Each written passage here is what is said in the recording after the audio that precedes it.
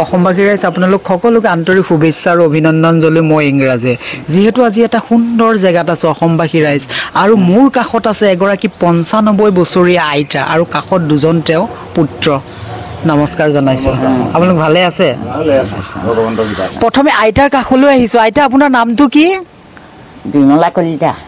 বিমলা কলিতা আপোনাৰ ল'ৰা ছোৱালী কেইটা ল'ৰা তিনিটা ছোৱালী এজনী আজি 95 বছৰ বয়সত আপুনি ভৰি দিলে নহয় জানো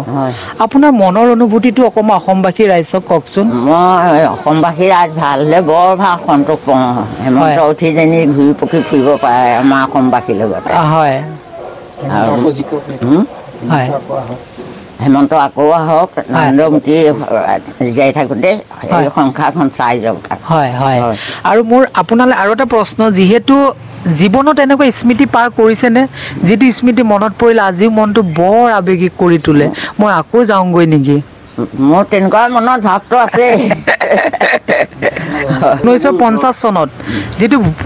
যিটো ভূমিকম্প হৈছিলে সেইটো বিষয়ে অকণমান কওকচোন অসমবাসী ৰাইজক ভূমিকম্পই ঘৰ দুৱাৰ ভাঙো কৰি ভাঙিছে ছিঙিছে এনেকুৱা কৰিছে হয় কৰিছে হেৰি তথাপিও আমি আৰু নিশাটো বাচি থাকিল নহয় হয় ৰাতিপুৱা উঠিবলৈ নিদিয়া আমাক ভিতৰতে বহুৱাইছে বহোঁতে দেউতাহঁতে ভিতৰত বহুৱাইছে আমি আৰু লোকে মাছবোৰ ধৰিছে হাঁকুটিয়াই মৰা মাছবোৰ উপঙি গৈছে উদনি হৈ তেতিয়া আমি চাবলৈ যাওঁ আমাৰ কাকো এচাৰি লৈ খেদিয়া নাই ভিতৰলা আকৌ আনিব আহিয়ে থাকে নহয় লগে লগে ভূমিকম্প আহিয়ে থাকে হয় আপুনি কি কৰিছিলে সেই সময়ত একো কৰা নাই আৰু আমি ক'বলৈ যাওঁ চাবলৈহে যাওঁ মাছ ধৰা হয় হয় হয় আৰু যিবোৰ ঘূৰি যাওঁ নেকি সেই দিনটোলৈ কোনটো স্মৃতি আপোনাক বেছি ফূৰ্তি কৰি তোলে মনটো মোক চবতে ফূৰ্তি কৰি থাকে চবতে আজি অসমবাসী ৰাইজক আপুনি কি শুনাব কওকচোন মই অসমবাসী ৰাইজ যেন আকৌ আহি আমাৰ সকলো একেলগে মিলি পেলাই খালে ভাল পাওঁ হয় আজি আপোনাৰ মুখৰ পৰা গান এটা শুনিব পাৰিম আমি অসমবাসী ৰাইজে গান গাব নাজানো বিয়া গান এটা গাব বিয়া গানো গাব কি গাব আজি আপুনি কি গান আগতে খুব গাইছিলো এতিয়া খাবলৈ মন নাই অকণমান গুণগুণাই দিয়ক বিয়া নাম নালাগে আৰু এতিয়া বুঢ়া কালত হিমন্ত বিশ্ব ডাঙৰীয়া কথা হিমন্ত আকৌ উঠিলেই হয় আৰু ভোটত উঠি জিকিলে আমাৰ ৰাইজক মৰম কৰিব তেতিয়া বৰ ভাল পাম আৰু অখিল গগৈৰ কথা কি ক'ব আপুনি সেইটো কথা ক'ব নাই আপোনাক কোনজন ৰাজনীতিবিদক সকলোতকৈ আপোনাক ভাল লাগে মোৰ ভাল লাগে হেমন্তকে মল্লিকেহে ভাল লাগে মোদী ডাঙৰীয়াক ভাল লাগে ন কিমান ধুনীয়া কথা কয় আমাৰ ৰাইজৰ কাৰণে হয় হয় হয় হয় আপুনি ক'ব লাগে আকৌ আপুনি হিমন্ত বিশ্ব ডাঙৰীয়াক লগ পাইছে নাই কাষৰ পৰা ওচৰৰ পৰা এনেকে তাত দেখোঁতেই মই মনটোতে বুজিব পাৰি ভাল লাগে হয় হয় এবাৰ লগ কৰিব মন যায়নে তেওঁক ক'ত লগ কৰিম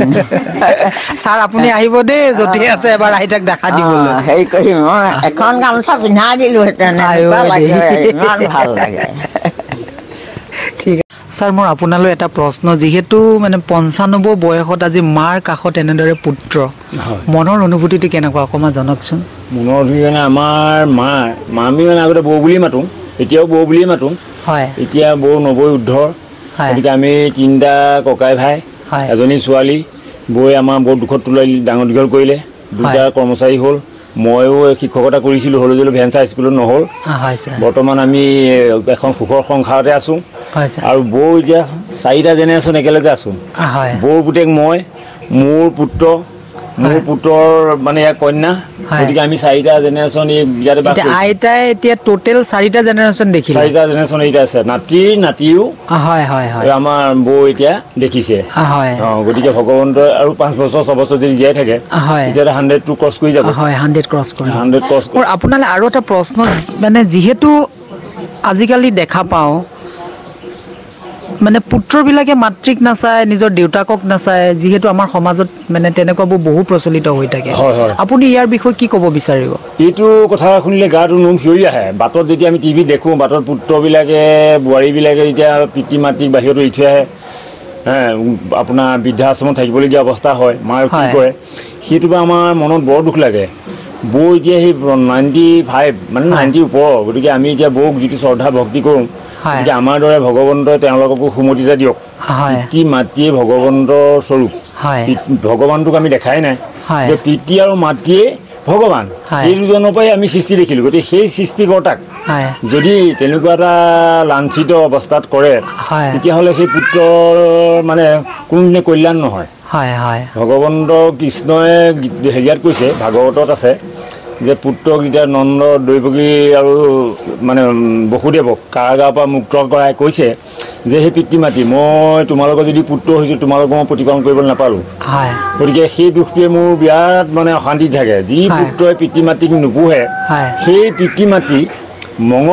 পিছৰ জন্মত তেওঁৰ মাংসই ভক্ষণ কৰিব লাগে বুলি পিতাই কৈছে গতিকে সেইটো আমাৰ এতিয়া আমি ভাগৱতো চৰ্চা কৰোঁ গতিকে পিতৃ মাতৃ সমান আৰাধ্য দেৱতাৰ পৃথিৱীত আৰু কোনো নাই পিতৃ মাতৃক শ্ৰদ্ধা কৰিব লাগে সেইসকলেও যিসকলেও এতিয়া যদি কিবা এটা ভুল কৰিছিলে তেখেতৰ পুনৰ অনুশোচনা কৰক যে আমি আমাৰ দেউতা আমাক এনেদৰে অত্যাচাৰ বা লোকৰ জেগাত থ'বলৈ দিব নালাগে ছাৰ উঠি অহা নৱপ্ৰজন্মলৈ আপোনাৰ কি আহ্বান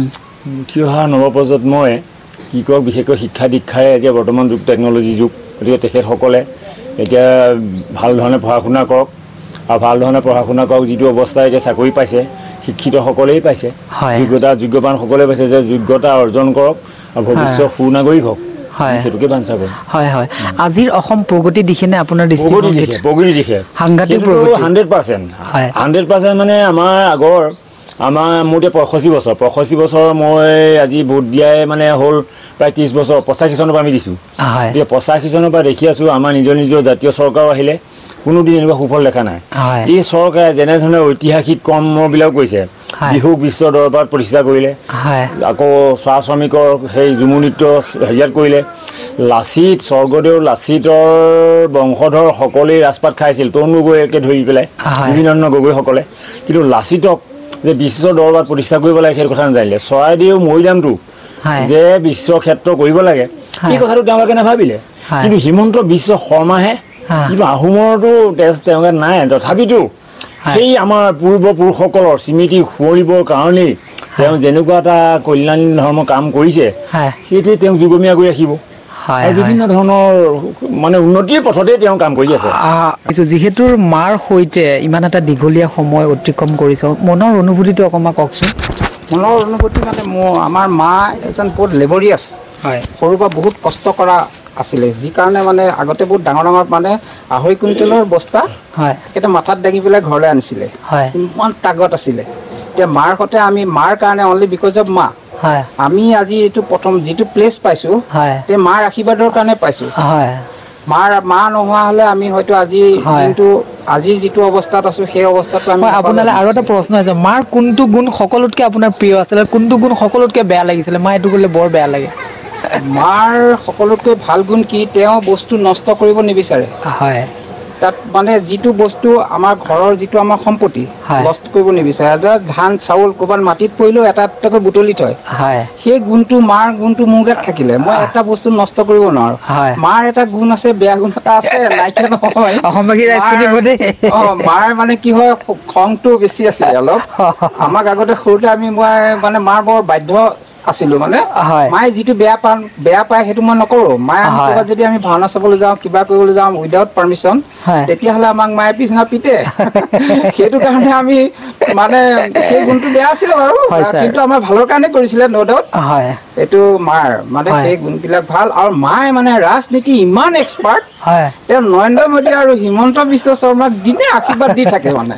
মাৰ সেই গুণটো মানে বহুত ভাল যে ভাল বস্তুটো মায়ে সদায় ভাল বুলি কয় গতিকে এতিয়া মায়ে সদায় হিমন্ত বিশ্ব শৰ্মাক তেখেতক আশীৰ্বাদ দিয়ে যে পুনৰবাৰ আকৌ শাসনলৈ আহক আমাৰ দেশৰ উন্নতি কৰক সেইটোৱে মাৰ কামনা সদায় হিমন্ত বিশ্বক যদি টিভিত এবাৰ নেদেখে মা মানে ব্ৰেকফাষ্ট কৰিবলৈ মন নাযায় ইমানেই মায়ে মানে হিমন্ত বিশ্ব শৰ্মাক ভাল পায় ছাৰ আজিৰ নৱপ্ৰজন্ম বা আজি আমাৰ যিখন অসমীয়া সমাজ হয়তো বহুতেই সেই সুন্দৰ মধুৰ স্মৃতিবোৰ মা দেউতাকৰ লগত হেৰুৱাইছে বুলি আপুনি মানে ভাবেনে আপোনাৰ দৃষ্টিভংগীত এতিয়া চাওক কাৰিকৰী দিশটোত মানে আমাৰ যিটো মানে কংক্ৰিটৰ যিটো মহানগৰী আমাৰ গাঁও সমাজত কিন্তু এতিয়াও আছে মাক দেউতাকক অনাদৰ নকৰে